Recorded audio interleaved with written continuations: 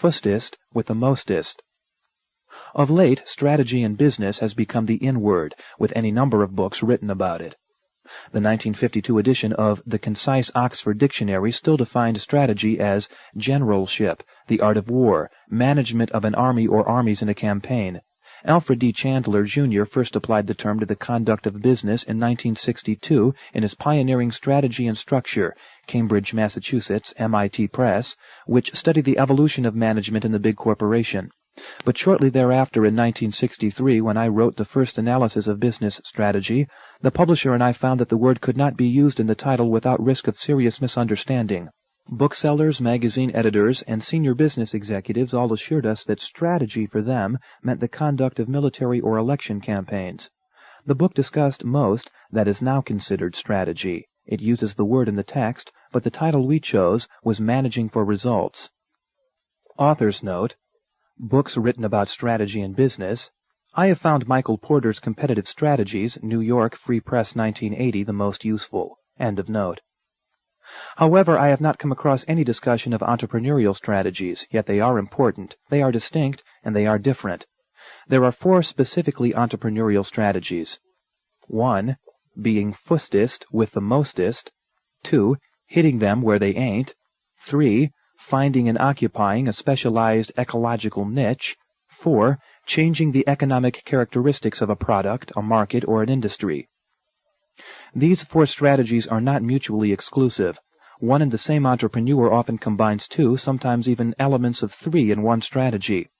They are also not always sharply differentiated. Some strategy might, for instance, be classified as hitting them where they ain't, or as finding and occupying a specialized ecological niche. Still, each of these 4 has its prerequisites. Each fits certain kinds of innovation and does not fit others. Each requires specific behavior on the part of the entrepreneur. Finally, each has its own limitations and carries its own risks. 1. Being Fustest with the Mostest. Being Fustest with the Mostest was how a Confederate cavalry general in America's Civil War explained consistently winning his battles. In this strategy, the entrepreneur aims at leadership, if not at dominance of a new market or a new industry. Being Fustest with the Mostest does not necessarily aim at creating a big business right away, though often this is indeed the aim, but it aims from the start at a permanent leadership position.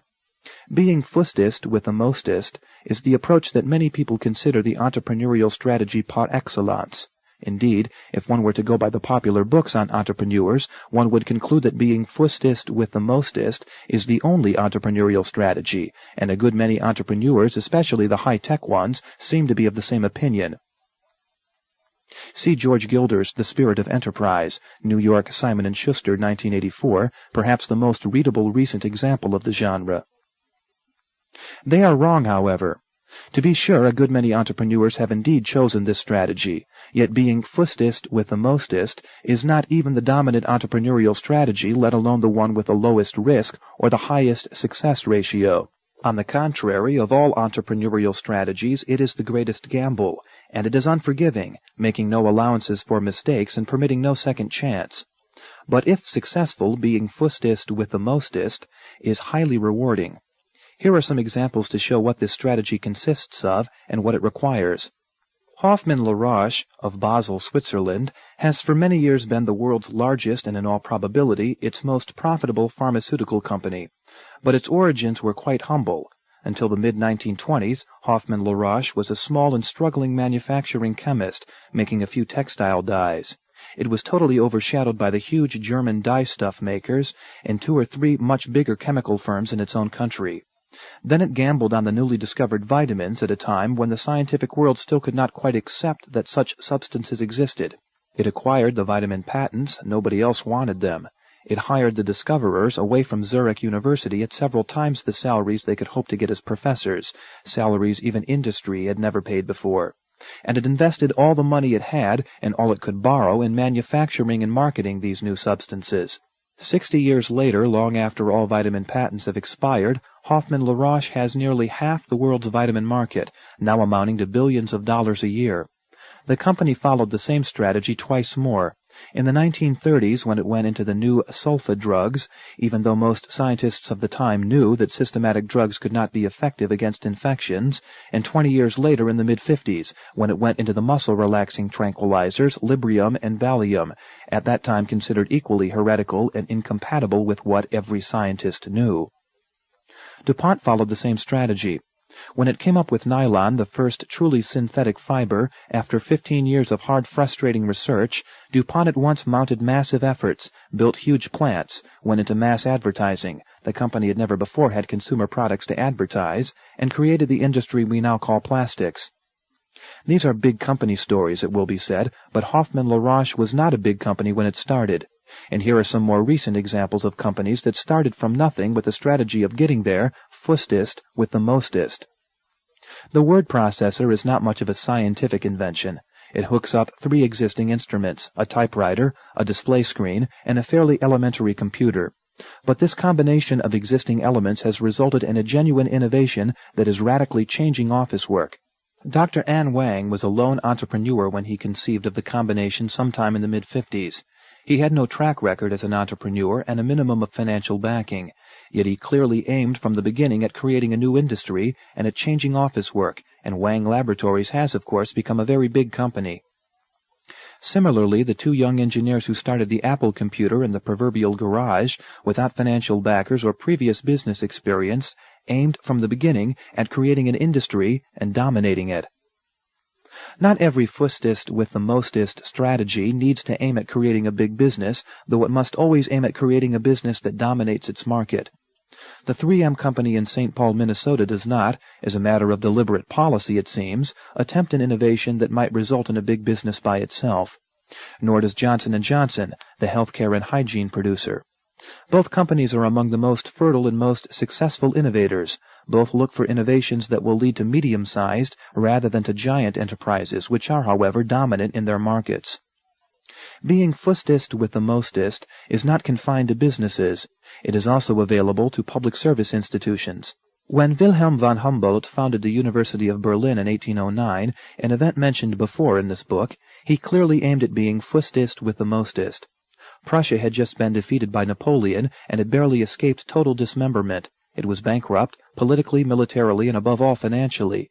It looked very much the way Germany was to look after Hitler's defeat in 1945.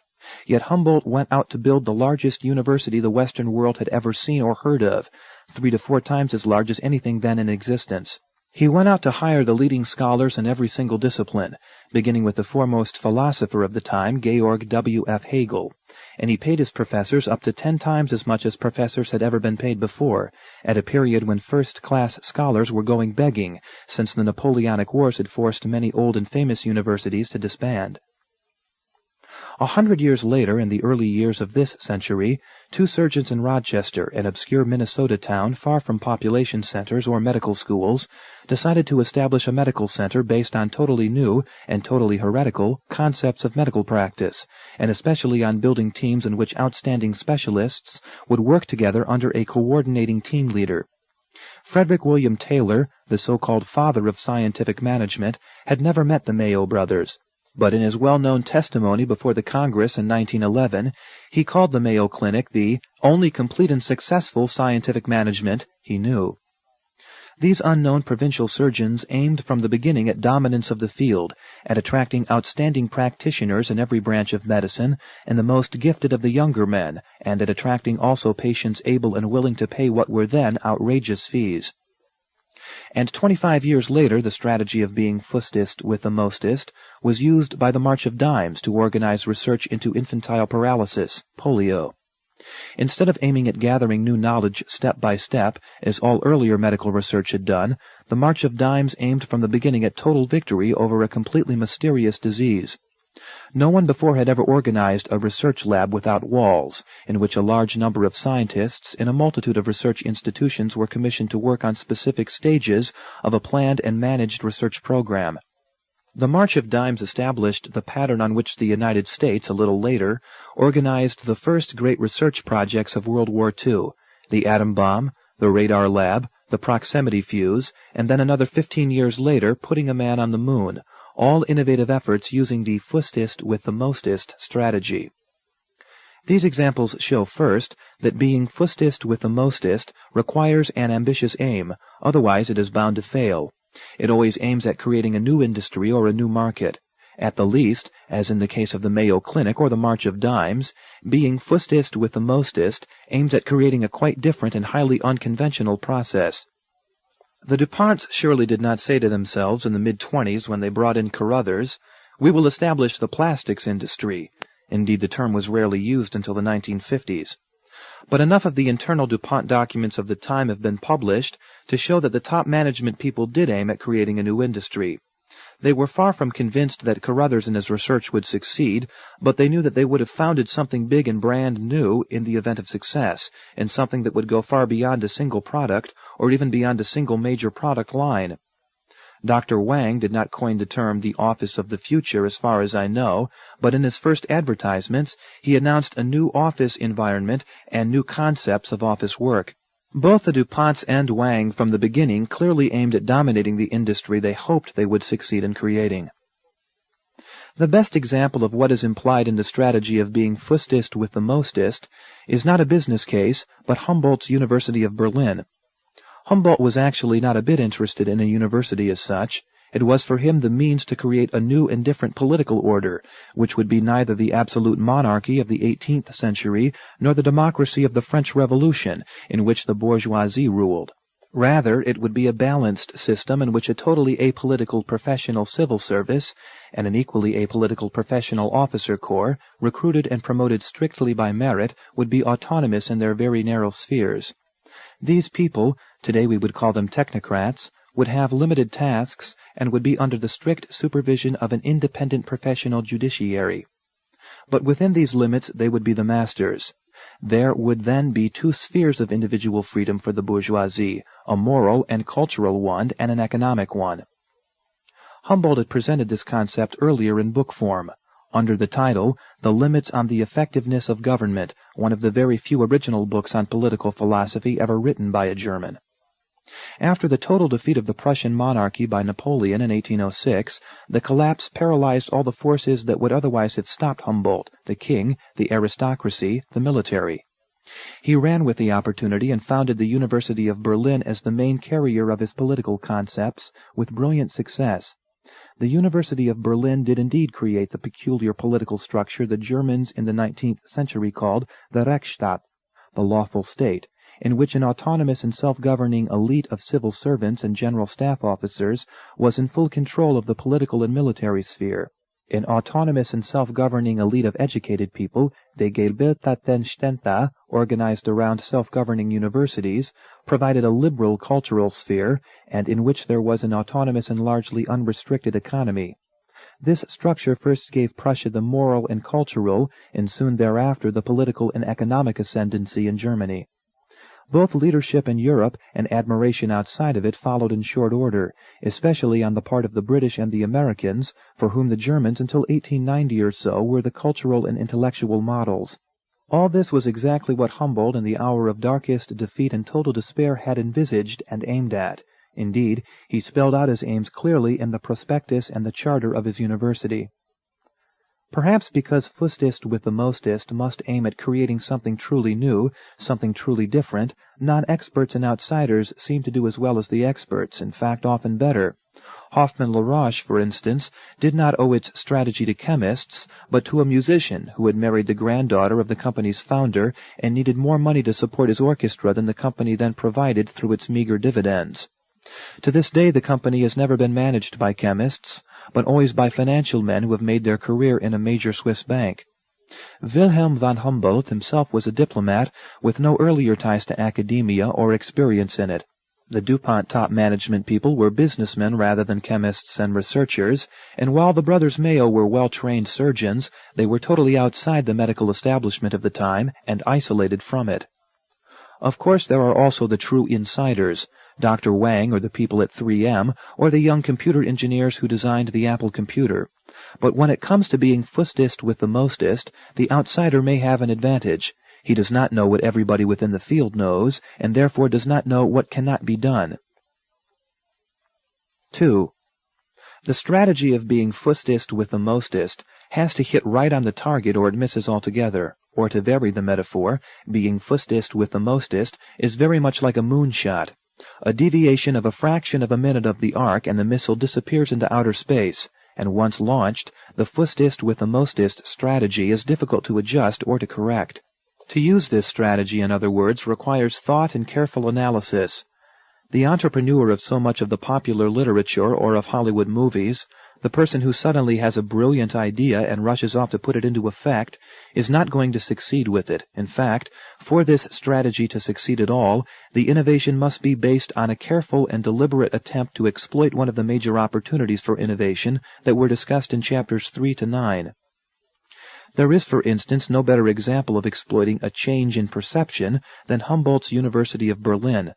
The French Revolution, with its terror, followed by Napoleon's ruthless wars of conquest, had left the educated bourgeoisie disillusioned with politics, and yet they also quite clearly would have rejected any attempt to move the clock back and return to the absolute monarchy of the 18th century, let alone to feudalism. They needed a liberal but apolitical sphere, coupled with an apolitical government based on the same principles of law and education in which they themselves believed. And all of them at the time were followers of Adam Smith, whose Wealth of Nations was probably the most widely read and most highly respected political book of the period. It was this which Humboldt's political structure exploited, and which his plan for the University of Berlin translated into institutional reality. Wang's word processor brilliantly exploited a process need. By the 1970s, the fear of the computer that had been rampant in offices only a little while earlier was beginning to be replaced by the question, "And what will the computer do for me?" Wang's word processor brilliantly exploited a process need. By the 1970s, the fear of the computer that had been rampant in offices only a little while earlier was beginning to be replaced by the question, "And what will the computer do for me?" By that time, office workers had become familiar with the computer in such activities as making payroll or controlling inventories. They also, by that time, had acquired office copiers, so that the paper load in every office was going up very sharply. Wang's word processor then addressed itself to the one remaining non-automated chore, a chore which every office worker hated, rewriting letters, speeches, reports, manuscripts to embody minor changes, and having to do so again and again. Hoffmann-La in Picking the Vitamins in the early 20s, exploited new knowledge. The musician who laid down its strategy understood the structure of scientific revolutions a full 30 years before a philosopher, Thomas Kuhn, wrote the celebrated book by that title. He understood that a new basic theorem in science, even though buttressed by enough evidence to make it impossible to reject, will still not be accepted by a majority of scientists should it conflict with basic theorems they have grown up with and hold as articles of faith. They pay no attention to it for a long time until the old paradigm, the old basic theory, becomes totally untenable, and during that time those who accept the new theorem and run with it have the field all to themselves. Only with such a base and careful analysis can the strategy of being Fustest with the Mostest possibly succeed.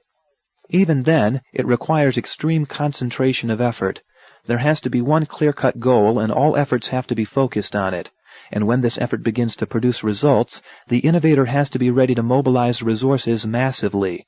As soon as DuPont had a usable synthetic fiber, long before the market had begun to respond to it, the company built large factories and bombarded both textile manufacturers and the general public with advertisements, trial presentations, and samples. Then, after the innovation has become a successful business, the work really begins. Then the strategy of Fustest with the Mostest demands substantial and continuing efforts to retain a leadership position. Otherwise, all one has done is create a market for a competitor. The innovator has to run even harder now that he has leadership than he ran before, and to continue his innovative efforts on a very large scale. The research budget must be higher after the innovation has successfully been accomplished than it was before. New uses have to be found. New customers must be identified and persuaded to try the new materials. Above all, the entrepreneur who has succeeded in being Fustest with the Mostest has to make his product or his process obsolete before a competitor can do it. Work on the successor to the successful product or process has to start immediately, with the same concentration of effort and the same investment of resources that led to the initial success. Finally, the entrepreneur who has attained leadership by being Fustest with the Mostest has to be the one who systematically cuts the price of his own product or process. To keep prices high simply holds an umbrella over potential competitors and encourages them. On this, see the next chapter, Hit Them Where They Ain't. This was established by the longest-lived private monopoly in economic history, the dynamite cartel, founded by Alfred Nobel after his invention of dynamite. The dynamite cartel maintained a worldwide monopoly until World War I and even beyond, long after the Nobel patents had expired. It did this by cutting price every time demand rose by 10 to 20%. By that time, the companies in the cartel had fully depreciated the investment they had to make to get the additional production. This made it unattractive for any potential competitor to build new dynamite factories, while the cartel itself maintained its profitability. It is no accident that DuPont has consistently followed this policy in the United States, for the DuPont company was the American member of the dynamite cartel. But Wang has done the same with respect to the word processor, Apple with respect to its computers, and 3M with respect to all its products. 3. These are all success stories. They do not show how risky the strategy of being Fustest with the Mostest actually is. The failures disappeared, yet we know that for everyone who succeeds with this strategy, many more fail. There is only one chance with the Fustest with the Mostest strategy. If it does not work right away, it is a total failure. Everyone knows the old Swiss story of Wilhelm Tell the archer, whom the tyrant promised to pardon if he succeeded in shooting an apple off his son's head on the first try. If he failed, he would either kill the child or be killed himself. This is exactly the situation of the entrepreneur in the Fustest with the Mostest strategy. There can be no almost success or near miss. There is only success or failure. Even the successes may be perceived only by hindsight. At least we know that in 2 of the examples, failure was very close. A combination of luck and chance saved them. Nylon only succeeded because of a fluke. There was no market for a synthetic fiber in the mid-30s. It was far too expensive to compete with cotton and rayon, the cheap fibers of the time, and was actually even more expensive than silk, the luxury fiber which the Japanese in the severe depression of the late 30s had to sell for whatever price they could get. What saved nylon was the outbreak of World War II, which stopped Japanese silk exports. By the time the Japanese could start up their silk industry again, around 1950 or so, nylon was firmly entrenched, with its cost and price down to a fraction of what both had been in the late 30s. The story of 3M's best product, Scotch tape, was told earlier. Again, but for pure accident, Scotch tape would have been a failure. The strategy of being Fustest with the Mostest is indeed so risky that an entire major strategy, the one that will be discussed in the next chapter under the heading Creative Imitation, is based on the assumption that being Fustest with the Mostest will fail far more often than it can possibly succeed. It will fail because the will is lacking. It will fail because efforts are inadequate. It will fail because despite successful innovation, not enough resources are deployed, are available, or are being put to work to exploit success, and so on.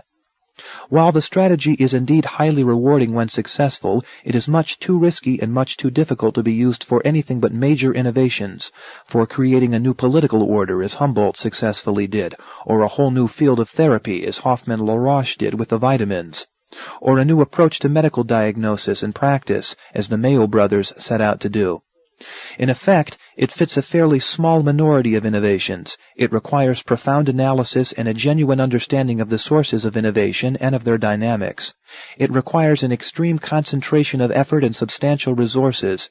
In most cases, alternative strategies are available and preferable, not primarily because they carry less risk, but because for most innovations the opportunity is not great enough to justify the cost, the effort, and the investment of resources required for the Fustest with the Mostest strategy.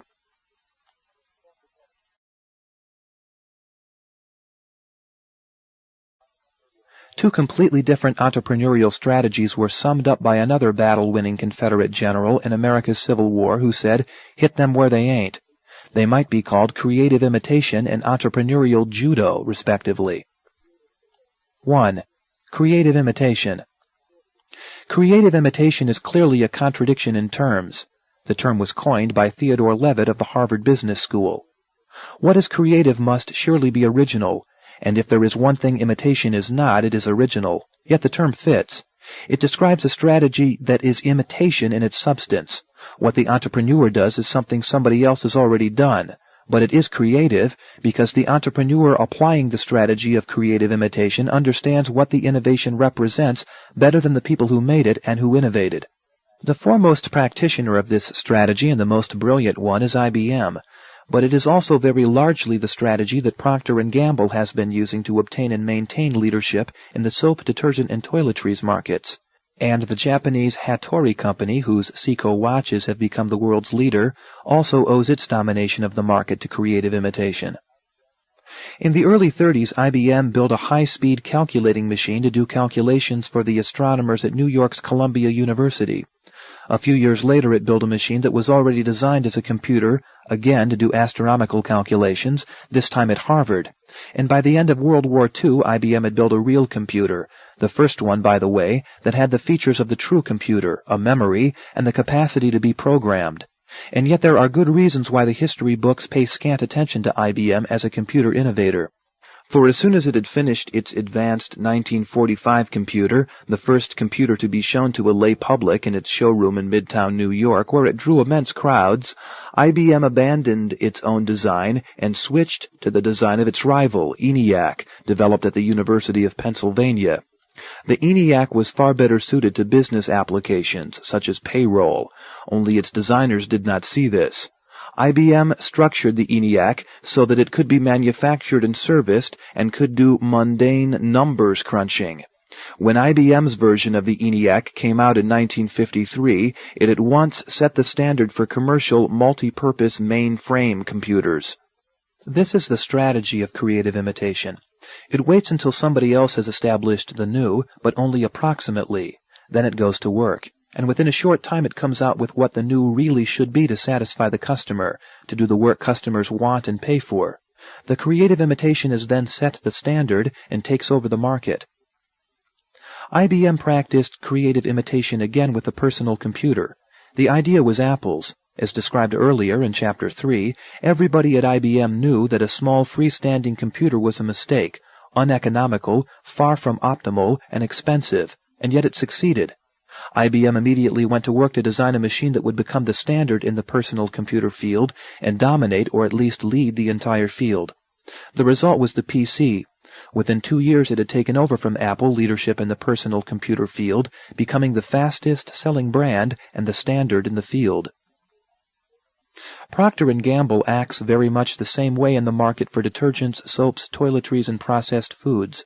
When semiconductors became available, everyone in the watch industry knew that they could be used to power a watch much more accurately, much more reliably, and much more cheaply than traditional watch movements. The Swiss soon brought out a quartz-powered digital watch, but they had so much investment in traditional watchmaking that they decided on a gradual introduction of quartz-powered digital watches over a long period of time, during which these new timepieces would remain expensive luxuries. Meanwhile, the Hattori company in Japan had long been making conventional watches for the Japanese market. It saw the opportunity and went in for creative imitation, developing the quartz-powered digital watch as the standard timepiece. By the time the Swiss had woken up, it was too late. Seiko watches had become the world's best sellers, with the Swiss almost pushed out of the market.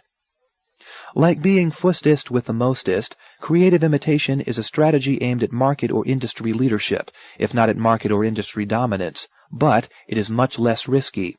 By the time the creative imitator moves, the market has been established and the new venture has been accepted. Indeed, there is usually more demand for it than the original innovator can easily supply. The market segmentations are known or at least knowable. By then, too, market research can find out what customers buy, how they buy, what constitutes value for them, and so on. Most of the uncertainties that abound when the first innovator appears have been dispelled or can at least be analyzed and studied. No one has to explain any more what a personal computer or a digital watch are and what they can do. Of course, the original innovator may do it right the first time, thus closing the door to creative imitation. There is the risk of an innovator bringing out and doing the right job with vitamins, as Hoffmann-La Roche did, or with nylon, as DuPont did, or as Wang did with the word processor. But the number of entrepreneurs engaging in creative imitation and their substantial success indicates that perhaps the risk of the first innovators preempting the market by getting it right is not an overwhelming one. Another good example of creative imitation is Tylenol, the non-aspirin aspirin. This case shows more clearly than any other I know what the strategy consists of, what its requirements are, and how it works. Acetaminophen, the substance that is sold under the Tylenol brand name in the U.S., had been used for many years as a painkiller, but until recently it was available in the United States only by prescription. Until recently also, aspirin, the much older pain-killing substance, was considered perfectly safe and had the pain relief market to itself. Acetaminophen is a less potent drug than aspirin. It is effective as a painkiller, but has no anti-inflammatory effect and also no effect on blood coagulation. Because of this, it is free from the side effects, especially gastric upsets and stomach bleeding, which aspirin can cause, particularly if used in large doses and over long periods of time for an illness like arthritis. When acetaminophen became available without prescription, the first brand on the market was presented and promoted as a drug for those who suffered side effects from aspirin. It was eminently successful, indeed, far more successful than its makers had anticipated. But it was this very success that created the opportunity for creative imitation. Johnson & Johnson realized that there was a market for a drug that replaced aspirin as the painkiller of choice, with aspirin confined to the fairly small market where anti-inflammatory and blood coagulation effects were needed.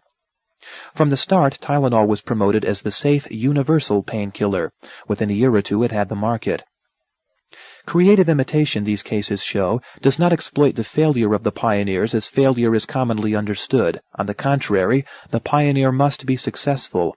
The Apple computer was a great success story, and so was the acetaminophen brand that Tylenol ultimately pushed out of market leadership. But the original innovators failed to understand their success.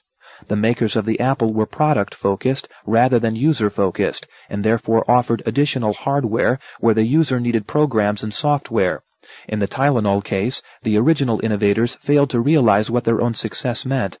The creative innovator exploits the success of others. Creative imitation is not innovation in the sense in which the term is most commonly understood.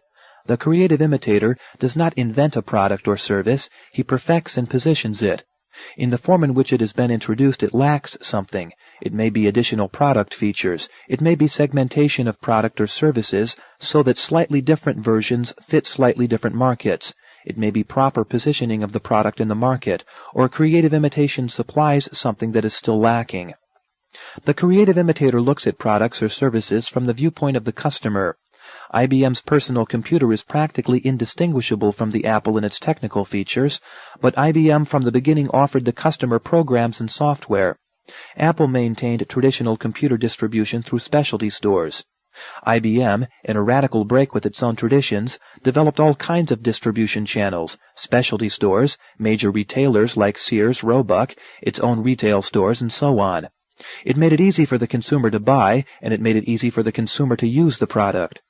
These, rather than hardware features, were the innovations that gave IBM the personal computer market. All told, creative imitation starts out with markets rather than with products, and with customers rather than with producers. It is both market-focused and market-driven. These cases show what the strategy of creative imitation requires. It requires a rapidly growing market. Creative imitators do not succeed by taking away customers from the pioneers who have first introduced a new product or service. They serve markets the pioneers have created, but do not adequately service. Creative imitation satisfies a demand that already exists, rather than creating one. The strategy has its own risks, and they are considerable. Creative imitators are easily tempted to splinter their efforts in the attempt to hedge their bets. Another danger is to misread the trend and imitate creatively what then turns out not to be the winning development in the marketplace. IBM, the world's foremost creative imitator, exemplifies these dangers. It has successfully imitated every major development in the office automation field. As a result, it has the leading product in every single area. But because they originated in imitation, the products are so diverse and so little compatible with one another that it is all but impossible to build an integrated automated office out of IBM building blocks. It is thus still doubtful that IBM can maintain leadership in the automated office and provide the integrated system for it. Yet this is where the main market of the future is going to be in all probability, and this risk, the risk of being too clever, is inherent in the creative imitation strategy. Creative imitation is likely to work most effectively in high-tech areas for one simple reason. High-tech innovators are least likely to be market-focused and most likely to be technology and product-focused. They therefore tend to misunderstand their own success and to fail to exploit and supply the demand they have created. But as acetaminophen and the Seiko watch show, they are by no means the only ones to do so. Because creative imitation aims at market dominance, it is best suited to a major product, process, or service. The personal computer, the worldwide watch market, or a market as large as that for pain relief. But the strategy requires less of a market than being Fustest with the Mostest. It carries less risk. By the time creative imitators go to work, the market has already been identified and the demand has already been created. What it lacks in risk, however, creative imitation makes up for in its requirements for alertness, for flexibility, for willingness to accept the verdict of the market, and above all, for hard work and massive efforts. 2. Entrepreneurial Judo. In 1947, Bell Laboratories invented the transistor. It was at once realized that the transistor was going to replace the vacuum tube, especially in consumer electronics such as the radio and the brand-new television set. Everybody knew this, but nobody did anything about it. The leading manufacturers, at that time they were all Americans, began to study the transistor and to make plans for conversion to the transistor sometime around 1970. Till then, they proclaimed, the transistor would not be ready. Sony was practically unknown outside of Japan and was not even in consumer electronics at the time. But Akio Morita, Sony's president, read about the transistor in the newspapers. As a result, he went to the United States and bought a license for the new transistor from Bell Labs for a ridiculous sum, all of $25,000. 2 years later, Sony brought out the first portable transistor radio, which weighed less than 1/5 of comparable vacuum tube radios on the market and cost less than 1/3. 3 years later, Sony had the market for cheap radios in the United States, and 5 years later, the Japanese had captured the radio market all over the world. Of course, this is a classic case of the rejection of the unexpected success. The Americans rejected the transistor because it was not invented here, that is, not invented by the electrical and electronic leaders, RCA and GE. It is a typical example of pride in doing things the hard way. The Americans were so proud of the wonderful radios of those days, the great super heterodyne sets that were such marvels of craftsmanship. Compared to them, they thought silicon chips low grade, if not indeed beneath their dignity. But Sony's success is not the real story. How do we explain that the Japanese repeated the same strategy again and again, and always with success, always surprising the Americans? They repeated it with television sets and digital watches and handheld calculators. They repeated it with copiers when they moved in and took away a large share of the market from the original inventor, the Xerox company. The Japanese, in other words, have been successful again and again in practicing entrepreneurial judo against the Americans. But so did MCI and Sprint when they used the Bell telephone systems, AT&T's, own pricing to take away from the Bell system a very large part of the long-distance business. See Chapter 6. So did ROLM, ROLM, when it used Bell Systems' policies against it to take away a large part of the private branch exchange, PBX, market. And so did Citibank when it started a consumer bank in Germany, the Familienbank, Family Bank, which within a few short years came to dominate German consumer finance. The German banks knew that ordinary consumers had obtained purchasing power and had become desirable clients. They went through the motions of offering consumers banking services, but they really did not want them. Consumers, they felt, were beneath the dignity of a major bank, with its business customers and its rich investment clients. If consumers needed an account at all, they should have it with the postal savings bank. Whatever their advertisements said to the contrary, the banks made it abundantly clear when consumers came into the august offices of the local branch that they had little use for them.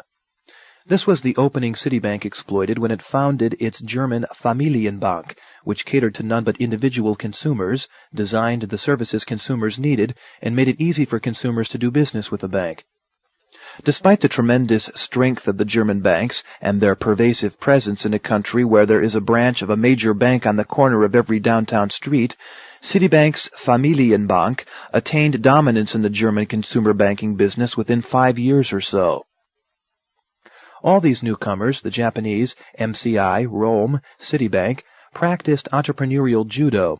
Of the entrepreneurial strategies, especially the strategies aimed at obtaining leadership and dominance in an industry or a market, entrepreneurial judo is by all odds the least risky and the most likely to succeed. Every policeman knows that a habitual criminal will always commit his crime the same way, whether it is cracking a safe or entering a building he wants to loot. He leaves behind a signature, which is as individual and as distinct as a fingerprint, and he will not change that signature even though it leads to his being caught time and again. But it is not only the criminal who is set in his habits, all of us are, and so are businesses and industries. The habit will be persisted in even though it leads again and again to loss of leadership and loss of market. The American manufacturers persisted in the habits that enabled the Japanese to take over their market again and again. If the criminal is caught, he rarely accepts that his habit has betrayed him. On the contrary, he will find all kinds of excuses and continue the habit that led to his being captured. Similarly, businesses that are being betrayed by their habits will not admit it and will find all kinds of excuses.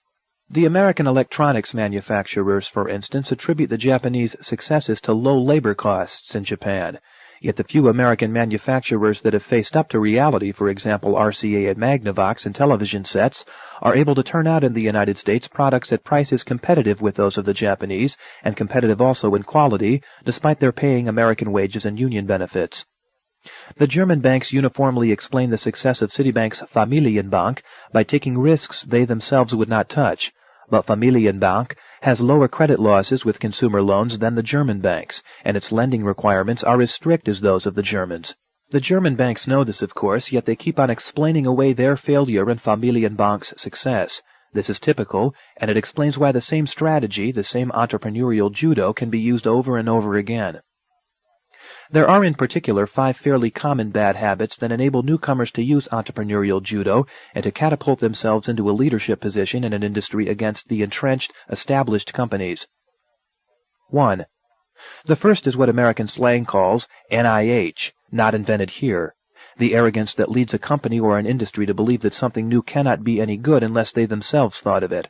And so the new invention is spurned, as was the transistor by the American electronics manufacturers. 2. The second is the tendency to cream a market, that is, to get the high-profit part of it. This is basically what Xerox did and what made it an easy target for the Japanese imitators of the copying machines.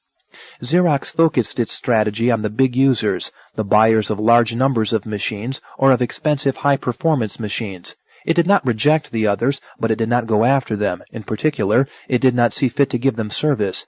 In the end, it was dissatisfaction with the service, or rather with a lack of service, Xerox provided for its smaller customers, that made them receptive to competitors' machines. Creaming is a violation of elementary managerial and economic precepts. It is always punished by loss of market. Xerox was resting on its laurels. They were indeed substantial and well-earned, but no business ever gets paid for what it did in the past. Creaming attempts to get paid for past contributions. Once a business gets into that habit, it is likely to continue in it and thus continue to be vulnerable to entrepreneurial judo. 3. Even more debilitating is the third bad habit, the belief in quality. Quality in a product or service is not what the supplier puts in, it is what the customer gets out and is willing to pay for. A product is not quality because it is hard to make and costs a lot of money, as manufacturers typically believe.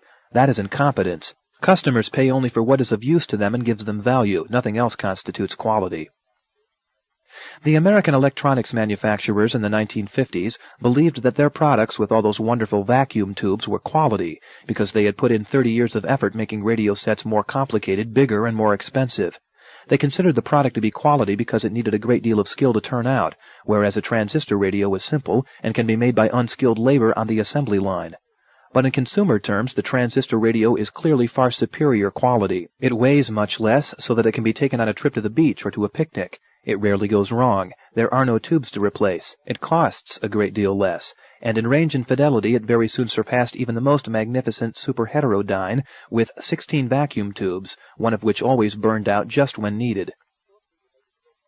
4. Closely related to both creaming and quality is the fourth bad habit, the delusion of the premium price. A premium price is always an invitation to the competitor. For 200 years, since the time of J.B. Sett in France and of David Ricardo in England in the early years of the 19th century, economists have known that the only way to get a higher profit margin, except through a monopoly, is through lower costs.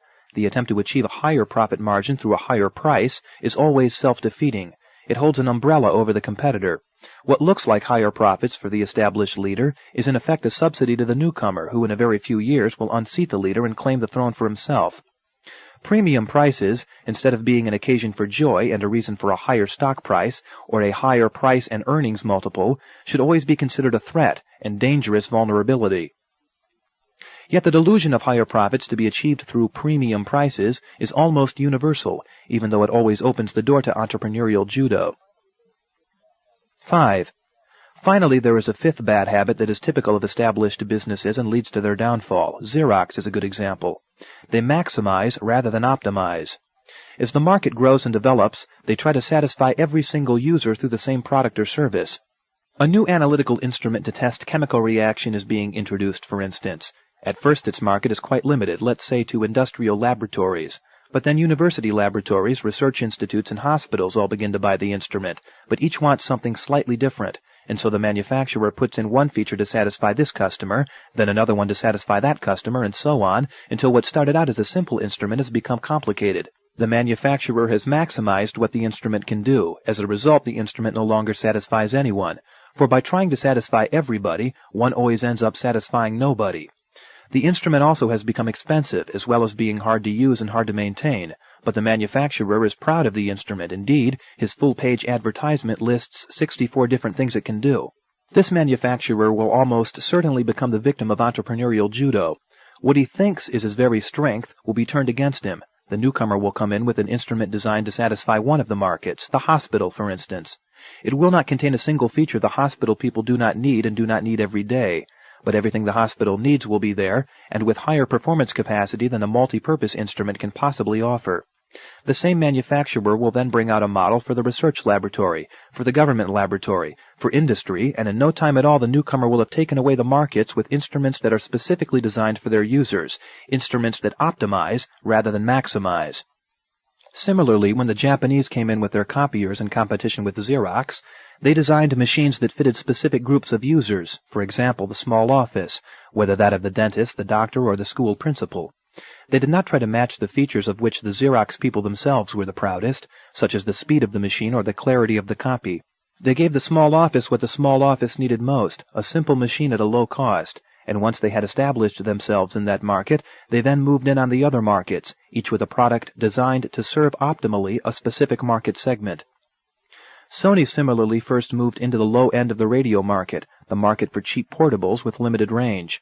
Once it had established itself there, it moved in on the other market segments.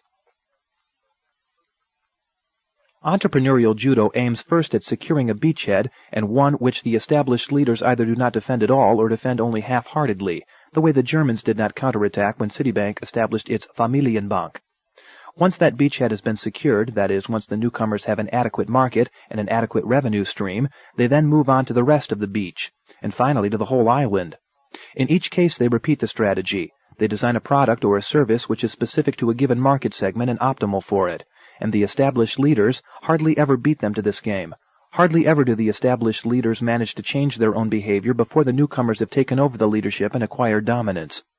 There are three situations in which the entrepreneurial judo strategy is likely to be particularly successful. The first is the common situation in which the established leaders refuse to act on the unexpected, whether success or failure, and either overlook it altogether or try to brush it aside. This is what Sony exploited. The second situation is the Xerox situation. A new technology emerges and grows fast, but the innovators who have brought to the market the new technology or the new service behave like the classical monopolists. They use their leadership position to cream the market and to get premium prices. They either do not know or refuse to acknowledge what has been amply proven, that a leadership position, let alone any kind of monopoly, can only be maintained if the leader behaves as a benevolent monopolist. The term is Joseph Schumpeter's. A benevolent monopolist cuts his prices before a competitor can cut them, and he makes his product obsolete and introduces new product before a competitor can do so. There are enough examples of this around to prove the validity of the thesis. It is the way in which the DuPont Company has acted for many years, and in which the American Bell telephone system, AT&T, used to act before it was overcome by the inflationary problems of the 1970s. But if the leader uses his leadership position to raise prices or to raise profit margins except by lowering his cost, he sets himself up to be knocked down by anyone who uses entrepreneurial judo against him. Similarly, the leader in a rapidly growing new market or new technology, who tries to maximize rather than to optimize, will soon make himself vulnerable to entrepreneurial judo. Finally, entrepreneurial judo works as a strategy when market or industry structure changes fast, which is the Familienbank story. As Germany became prosperous in the 50s and 60s, ordinary people became customers for financial services beyond the traditional savings account or the traditional mortgage, but the German banks stuck to their old markets. Entrepreneurial judo is always market-focused and market-driven. The starting point may be technology, as it was when Aikio Morita traveled to the United States from a Japan that had barely emerged from the destruction of World War II to acquire a transistor license. Morita looked at the market segment which the existing technology satisfied the least, simply because of the weight and fragility of vacuum tubes, the market for portables. He then designed the right radio for that market, a market of young people with little money but also fairly simple demands with respect to range of the instrument and to quality of sound, a market, in other words, that the old technology simply could not adequately serve. Similarly, the long-distance discounters in the United States who saw the opportunity to buy from the Bell telephone system wholesale and to resell retail designed a service first for the fairly modest number of substantial businesses that were too small to build their own long-distance system, but large enough to have heavy long-distance bills. Only after they had secured a substantial share of that market did they move out and try to go after both the very big and the small users. To use the entrepreneurial judo strategy, one starts out with an analysis of the industry, the producers and the suppliers, their habits, especially their bad habits, and their policies. But then one looks at the markets and tries to pinpoint the place where an alternative strategy would meet with the greatest success and the least resistance.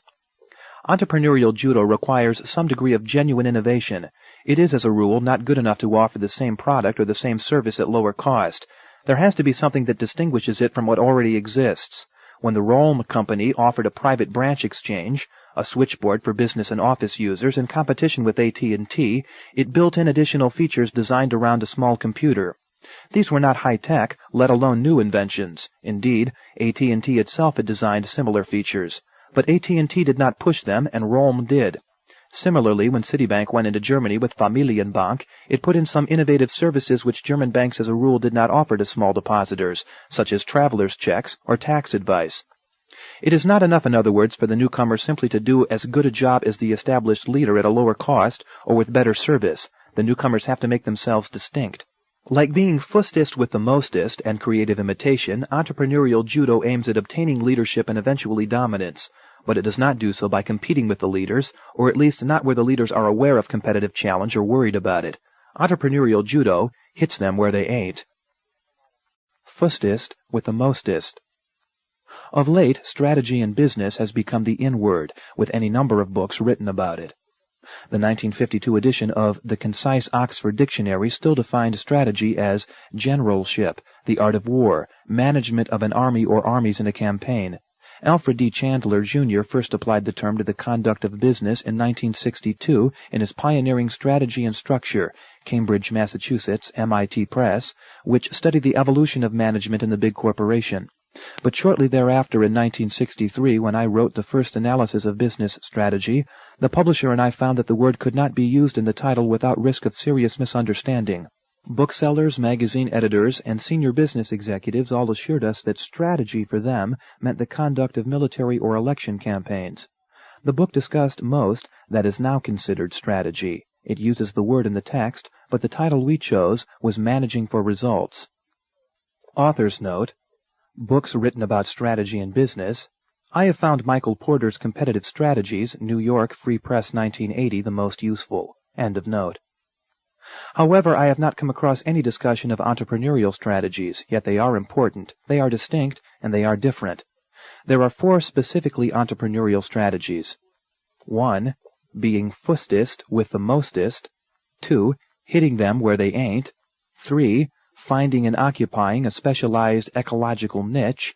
4. Changing the economic characteristics of a product, a market, or an industry. These 4 strategies are not mutually exclusive. One and the same entrepreneur often combines 2, sometimes even elements of 3 in one strategy.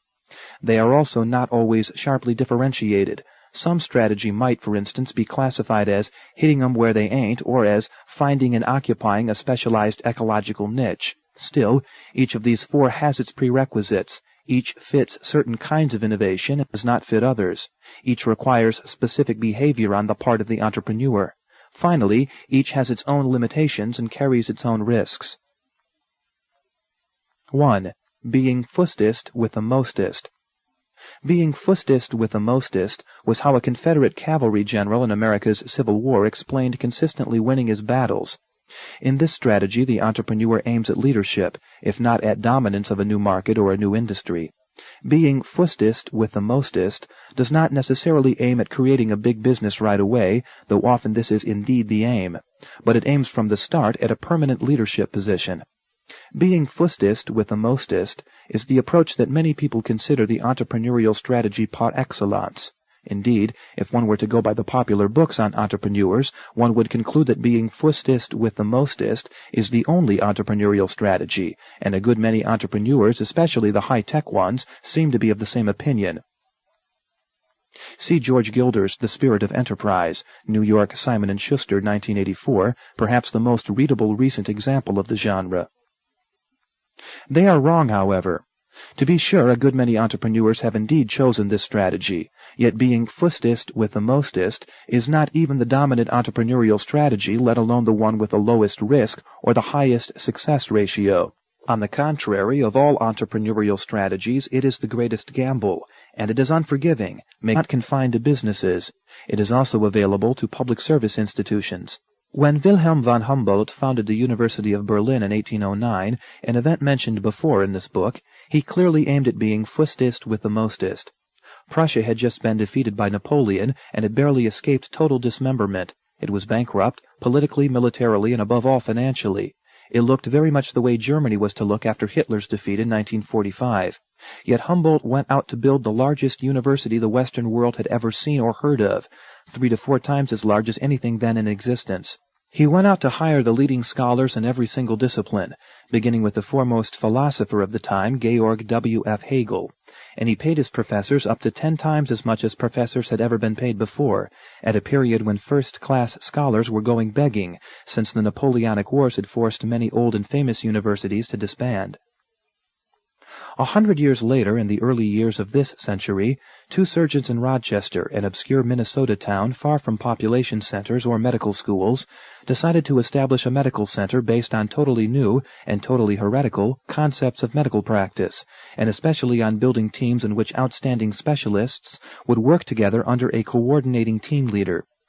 Frederick William Taylor, the so-called father of scientific management, had never met the Mayo brothers. But in his well-known testimony before the Congress in 1911, he called the Mayo Clinic the only complete and successful scientific management he knew.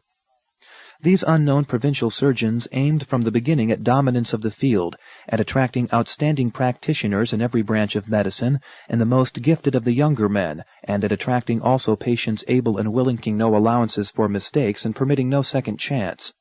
But if successful, being Fustest with the Mostest is highly rewarding. Here are some examples to show what this strategy consists of and what it requires. Hoffmann La Roche, of Basel, Switzerland, has for many years been the world's largest and in all probability its most profitable pharmaceutical company.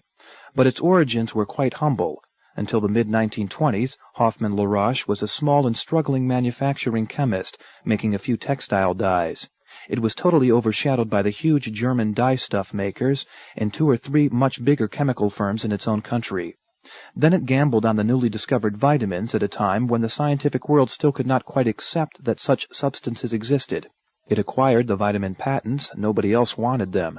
It hired the discoverers away from Zurich University at several times the salaries they could hope to get as professors, salaries even industry had never paid before. And it invested all the money it had and all it could borrow in manufacturing and marketing these new substances. 60 years later, long after all vitamin patents have expired, Hoffmann La Roche has nearly half the world's vitamin market, now amounting to billions of dollars a year. The company followed the same strategy twice more. In the 1930s, when it went into the new sulfa drugs, even though most scientists of the time knew that systematic drugs could not be effective against infections, and 20 years later in the mid-50s, when it went into the muscle-relaxing tranquilizers, Librium and Valium, at that time considered equally heretical and incompatible with what every scientist knew. DuPont followed the same strategy. When it came up with nylon, the first truly synthetic fiber, after 15 years of hard, frustrating research, DuPont at once mounted massive efforts, built huge plants, went into mass advertising. The company had never before had consumer products to advertise, and created the industry we now call plastics. These are big company stories, it will be said, but Hoffmann-La Roche was not a big company when it started. And here are some more recent examples of companies that started from nothing with the strategy of getting there, Fustest with the Mostest. The word processor is not much of a scientific invention. It hooks up 3 existing instruments, a typewriter, a display screen, and a fairly elementary computer. But this combination of existing elements has resulted in a genuine innovation that is radically changing office work. Dr. An Wang was a lone entrepreneur when he conceived of the combination sometime in the mid-50s. He had no track record as an entrepreneur and a minimum of financial backing, yet he clearly aimed from the beginning at creating a new industry and at changing office work, and Wang Laboratories has, of course, become a very big company. Similarly, the 2 young engineers who started the Apple computer in the proverbial garage, without financial backers or previous business experience, aimed from the beginning at creating an industry and dominating it. Not every Fustest with the Mostest strategy needs to aim at creating a big business, though it must always aim at creating a business that dominates its market. The 3M company in St. Paul, Minnesota does not, as a matter of deliberate policy it seems, attempt an innovation that might result in a big business by itself. Nor does Johnson & Johnson, the healthcare and hygiene producer.